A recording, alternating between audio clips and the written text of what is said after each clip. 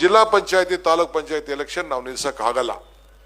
We are conducting 2-3 ತಿಂಗಳಲ್ಲೇ ಈ election ಸಿದ್ಧತೆಯನ್ನು ನಾವು ಮಾಡಿಕೊಳ್ಳಲೇಬೇಕಾಗಿದೆ.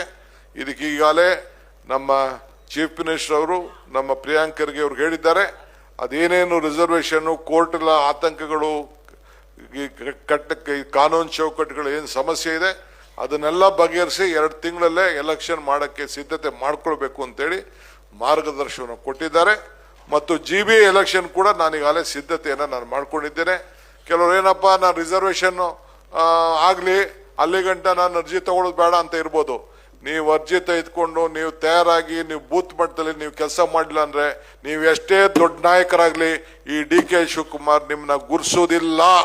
ಯಾರ್ಯಾರು ಪಂಚಾಯತಿ ಮಟ್ಟದಲ್ಲಿ ಬೂತ್ ಮಟ್ಟದಲ್ಲಿ ಈಗಾಗಲೇ ಅಪ್ಲಿಕೇಶನ್ ಫಾರಂ ಇವತ್ತಿಂದನೇ ರಿಲೀಸ್ ಕೊಡ್ತಾ ಇದ್ದೀನಿ.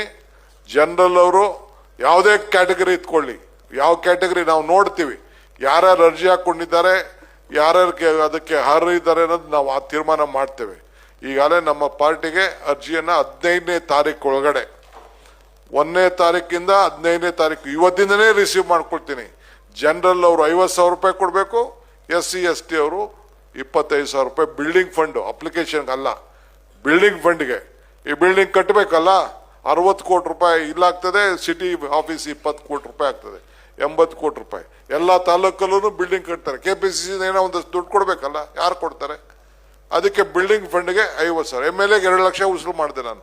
20 ಕೋಟಿ ಬಂತು. 20 ಕೋಟಿ ಇದಕ್ಕೆ ಎಲ್ಲ ಅಡ್ವರ್ಟೈಸ್ಮೆಂಟ್ ಎಲೆಕ್ಷನ್ ಫೀಸ್ ಎಲ್ಲ ಕಟ್ಟಬೇಕಾದಂಥ ಒಂದು ಅವಕಾಶ ಆಯಿತು.